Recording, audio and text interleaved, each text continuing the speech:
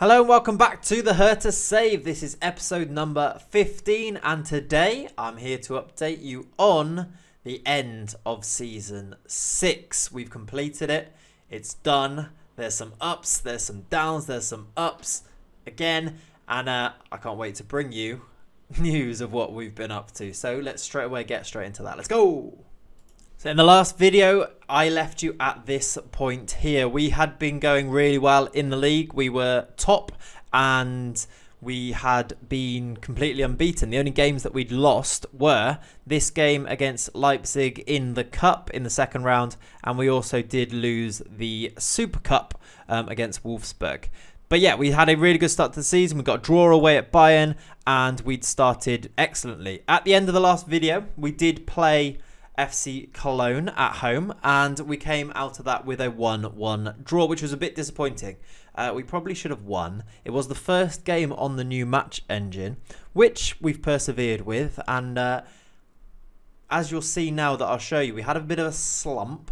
That's a nice hand action. We had a bit of a slump, but we had also a couple of peaks. I don't know what I'm talking about. Anyway, we recovered from a pretty bad run. That bad run, as you can see there now, was that after the draw with Cologne, we drew also with Schalke away from home. Luca Netz scored the goal. They equalised in the 93rd minute, and I was very sad. We then backed that up with a 1-0 defeat away at Frankfurt. We did have a man sent off. Piljavski got sent off in the 65th minute, and they scored quite late on, 75th minute, and we lost. First loss of the season then. I think it was the 22nd game, and we lost our unbeaten status. Bit of a shame. Maybe next year we can do unbeaten. Who knows? I was actually chatting on stream about this, and it did seem that actually mid-season last season, we did have a slump as well. As you can see here, this is the previous season, season 5. It was mid-season when we had our slump then. Around January, start of February, we seem to struggle. Now, maybe that's something we need to think about for next season, because that's 2 seasons in a row where that's the time of year where we struggle. Maybe we need a bigger squad. Maybe we need to anticipate that coming and rotate going in there. Who knows? But it's definitely food for thought, because even though we did then go and beat Augsburg 4-0 and things definitely seem to be improving, we then lost to Napoli away in the Champions League. We lost this one 1-0. They scored in the 69th minute. We played pretty well, but didn't get an away goal. It was going to be really, really tough going into the second leg. Back at home, we were going to need a really big performance. To do that, we needed to improve our form domestically, which we didn't really. We drew away from home against Borussia Mönchengladbach. They equalised 7 minutes after we scored. Well, just after half time as well. Esposito did get another goal. Esposito also scored then in a game where we did win. We beat Hanover 2-0. He got a penalty. Bianchi also scored. And then things started to get better. We beat Hoffenheim 4-2. This was pretty hard fought. We went 1-0 up. Then we didn't. We went 1-0 down. We equalised straight away. And then we went 2-1 up. They made it 2-2. But then eventually we ran out 4-2 winners. And then we had the Napoli game. As you can see here, we managed to beat them 4-1. And that we didn't make it easy either.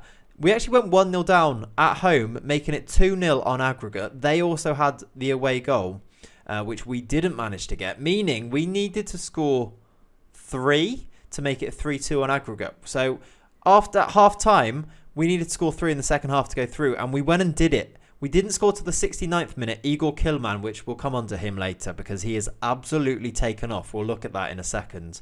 Kilman scored in the 69th and the 71st.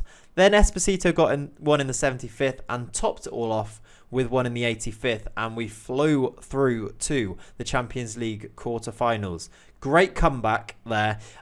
It looks like we've had a simple win there. But actually, when you look at the timings of the goals, we had to come from behind quite a lot there. It was a really good win in the end. And I was kind of thinking, you know what, maybe we had a bit of a slump with the new match engine, but maybe we've sorted it. I'll show you that. In this game, we had 2 up front. We've moved away from Das Regista, which you'll remember is the 2 midfielders and 1 defensive midfielder and 1 striker. We've moved to this, which is 2 centre mids and 2 strikers, a 4-2-4, the Mit Caracho. and it was really working. Kilman and Esposito decided they were going to score lots of goals, which is nice when your strikers decide that. We beat Holston Kiel 2-0. Son and Bianchi in that game. I think it was after this game. Yeah, I think after this game, Bianchi picked up a broken ankle and would miss the rest of the season. And if you'd seen how well he was doing during the season, I'll show you here. Look at his value. Look how good he is. He's absolutely fantastic. He was quite a loss to lose on that right-hand side. His average rating was 7.74. I know you can't quite see that there. But below me, it is 7.74. He scored 10 in 24 and got 14 assists. So he was having a stormer of a season. It was a bit of a blow to lose him, but we coped pretty well. After the 2-0 win, we beat Bayer Leverkusen 4-2 away from home. That was nice. And even though we actually went 2-1 down after 12 minutes, we scored in the 9th. They scored 2 in the 11th and 12th, and we had to come from behind, and we won 4-2. Then we had drawn Roma in the Champions League, and we went there and we beat them 5-0 at home. What a start to that is. That made the second leg completely pointless. Igor Kilman scored 4, and you know how I was saying he's kind of taken off? Yeah, this is how he took off. He scored 4 in a Champions League quarter-final, and frankly, I love this man now, and I'm going to base everything around him and Esposito up front, and he's going to lead us to glory. I'm just sure of it. He's the Belarusian sniper, Igor Kilman, and I cannot wait for him to score more goals next season. And then after the Roma game, we backed it up with... So Kilman scored 4 in that, I will mention. He then backed it up in the next game by scoring a hat-trick. Igor Kilman scored in the 22nd, 38th and 63rd minute. Upamecano, Esposito, Son. We beat Dortmund, who were third in the league at that point, 6-1. And I was thinking, right, we've slipped to second. That slump in February dropped us to second. We threw away our lead at the top. Bayern Munich was still unbeaten at this point, and we weren't going to win the league unless they slipped up. Eventually, they did slip up. We kept going. We got a 2-2 draw again in the Roma game. Didn't matter. Igor Kilman did score another one. We'd already won that game, though, in the first leg. We actually ended up winning 7-2 on aggregate. We then beat Union Berlin 4-1.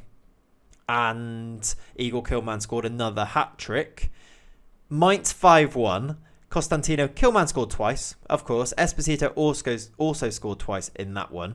And then Bayern Munich slipped up. They lost to Cologne, meaning we did edge ahead of them right towards the end of the season, and we just needed to win our games. Now that became more interesting because we do have to play them. Second game of the season, we had to play them, but before that, we had to go and play Real Madrid in the Europa League. I don't think so. Champions League semi-final, and we had a disaster in the Bernabeu. We lost 4-1. We did get a goal back in the 70th when was 3-0 down, but then we conceded right at the end. Everton added a 4th, and yeah, we were most likely going to go out of the Champions League here. Another season going out in the semi-final.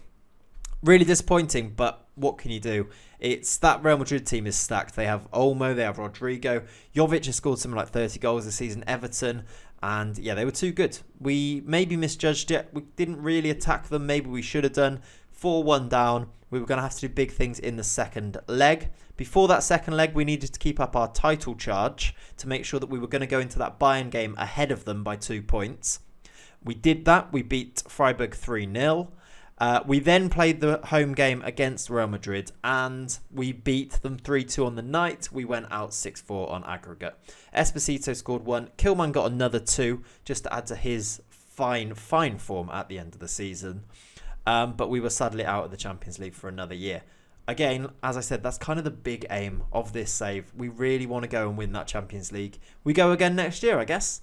But then what we did do, on a much happier note, we did go and beat Bayern Munich in that straight shootout for the title. We beat them 2-1. Costantino scored really early. Esposito scored to make it 2-0.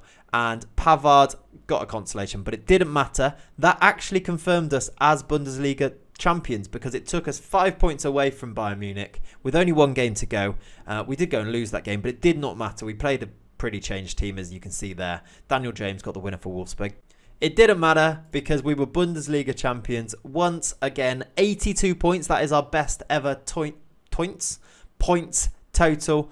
Best ever points haul. And We only lost 2 all season, but so did Bayern Munich. They kept with us so well all through that season. It was a real struggle, actually, and it looked for a long, long time like we weren't going to win it. But the three-peat is complete.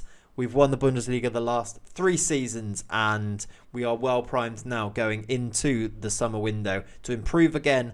And like I said, that Holy Grail, that Champions League, is what we need to be aiming for in the future. I think we will leave it there today. I'll be back in the next video. I think I'll update you on the transfers that we bring in the close season, ready to go again. Try to win that Champions League. But yeah, like I said, thank you very much for watching. If you haven't already, please make sure you hit that subscribe button, because we're still trying to grow this channel. We're still in the channel's infancy, and it'd be lovely to see a few more of you jump in here. I do really appreciate the support that you've all given so far. It's been great. Love it when you leave comments, so consider doing that. Like the video, turn the bell on for notifications, but thank you very much for watching. I'll be back very soon with another update. Plenty of other content to bring you as well, which I'm looking forward to doing. So I will see you very soon. Thanks for watching. Peace out.